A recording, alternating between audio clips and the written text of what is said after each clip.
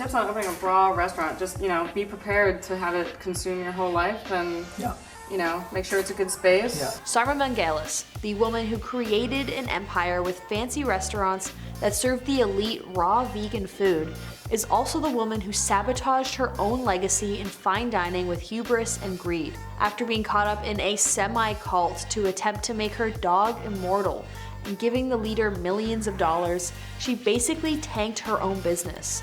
Both of her restaurants closed in 2015 amid staff walkouts, and she was arrested and convicted for fraud in 2017. She was sentenced to prison on Riker's Island.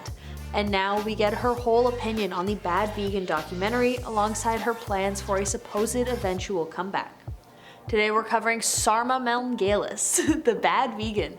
Tomorrow though, you decide. Let us know in the comments down below who you think we should cover on the next episode of Where Are They Now?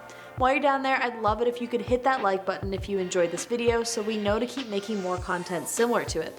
Now let's get into it. Sarma was born in Latvia but raised in Newton, Massachusetts. Her mother is also a professional chef and instilled the love of cooking in her at a very young age. After she graduated from the University of Pennsylvania in 1994 with a degree in economics, she decided to move to New York City. She began working at investment firms specializing in private equity. Private equity is also called investment funds, when companies are bought out and restructured to maximize profit. After working and investing for a few years, Sarma decided to leave business and enroll at New York's French Culinary Institute. When she graduated, her and her boyfriend at the time opened a restaurant that would close down only 2 years later. After spending some time consulting others on proper business practices, she opened up her restaurant Pure Food and Wine in 2004 as an upscale raw vegan food restaurant. This restaurant would be a much larger success, and it was listed twice in New York Magazine's Top 100 Restaurants and 5 years in a row in Forbes Magazine's All-Star New York Eateries.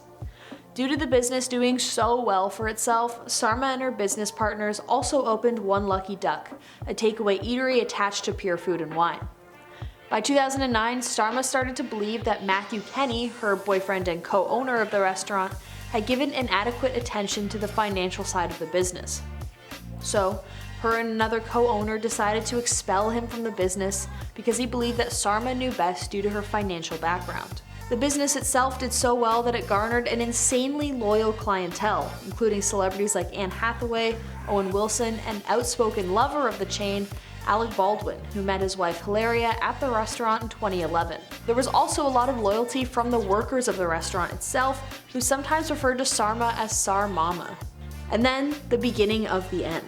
Sarma met a man named Anthony Strankis. They met on Twitter and began an epic love affair, although Anthony was hiding a criminal past and gambling addiction from her. He began convincing Sarma to take money from her business and spend it on personal purchases. They had siphoned over $2 million and began stiffing employees, duping investors, going on the lam, and spending lavishly on hotels, watches, and casinos. A source close to the situation described the scenario wherein Anthony would use cult-like techniques, including gaslighting, sleep deprivation, and sexual humiliation to control Sarma. Anthony even convinced her that he would make Sarma's beloved dog, Leon, immortal if only she could give him the cash to find the right people to get it done. Anthony had done this before too, convincing a woman to marry him, and she fell pregnant. He moved into her house, and then after she became so poor from Anthony taking all of her money that she had missed months of mortgage payments, he took off.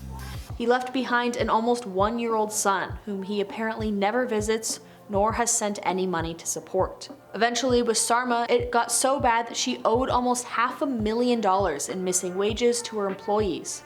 In 2015, they staged a walkout after not being paid for a few months. This was the second time that year that she hadn't paid her staff, and they must have finally just had enough. She only addressed the walkout and subsequent closure of both restaurants in a blog post in February 2015. She apologized for the incident, but later decided to delete the post for whatever reason. In an interview with Well and Good, Sarma stated that the delayed wages were due to slim margins caused by debts and expensive ingredients, and that she had also previously missed her own rent payments.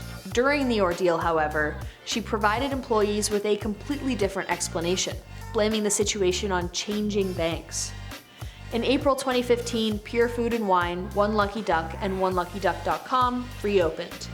A majority of the staff from the original walkout did not return, obviously, after it reopened.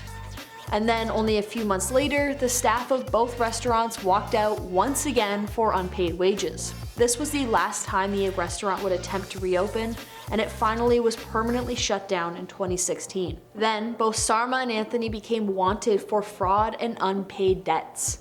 Their response? Flee the scene. They were holed up for a while in random hotels and motels, subsisting on vegan bowls from Chipotle.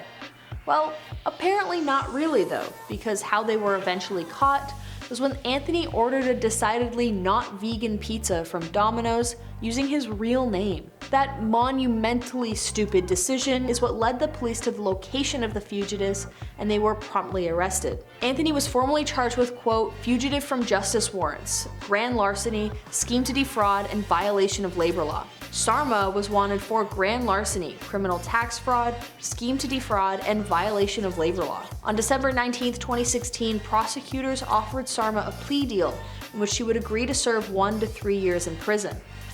She took the deal and pleaded guilty to stealing more than $2 million from investors, scheming to defraud, and criminal tax fraud charges. She received a jail sentence of nearly 4 months, which she spent on Riker's Island. Not surprisingly, Sarma filed for divorce from Anthony only a few months later. So, what's she up to now that she's out of prison and a freed woman? Well, she's certainly not happy with the new documentary about her called Bad Vegan: Fame, Fraud, Fugitives. She slammed the documentary, calling it misleading, especially near the end when it seemed to hint that Sarma was still in contact with Anthony, of which she is not. Anthony himself has, quote, gone on to live his life. He's got a job, uses his name, this is behind him, and she's behind him. The fact that Strangus had moved on is part of the reason he didn't want to get involved in the production of the documentary. Quote, he pled guilty to it, he opened up to it, and he did it long before Sarma did. His case was resolved probably close to a year before Sarma's was. The former restaurant owner did eventually pay her employees, who went unpaid during the time period shown in the documentary. Melngailis wrote on her website that in exchange for the source materials and images she contributed to the docuseries, she received a fee that went to the attorney representing the employees. So at least there's some justice there for the people who were scammed. On their repayment, Sarma stated, quote, I was relieved once this payment went through, but that was just a small part of what remains outstanding. I want to be clear that I'll keep working towards addressing it one way or another, eventually. She also wrote that besides the back pay, which she claimed on her income taxes, that she did not profit off of Bad Vegan. Quote, Netflix and/or the producers can confirm this. Anyone who's been the subject of a reputable documentary or who works in the industry could also confirm the standard practice of not paying subjects. According to her Instagram, Sarma spends a lot of her time reading and hanging out with her dog Leon at her New York City home. She also seems to be working on projects where she can continue to tell her story, judging by a post where she was recording a podcast 3 weeks ago. The raw food enthusiast also said that she was up for opening another restaurant during a New York Post interview in 2019. Quote, if there was some magical opportunity to open the same restaurant in the same place, I would do it in a heartbeat. I think New York would take me back. And what about her dog Leon? Well, although he is still not immortal, he is alive and well. He just celebrated his 12th birthday this March, and he is regularly featured on Sarma's Instagram. So how do you feel about this so-called bad vegan? Do you think she herself was a victim? Or do you think that she should take responsibility for her part in scamming employees? Let us know in the comments down below. While you're down there, it would really mean a lot if you could subscribe to this channel so we can continue growing. Thank you for watching this episode. I've been your host, Sierra. See you next time.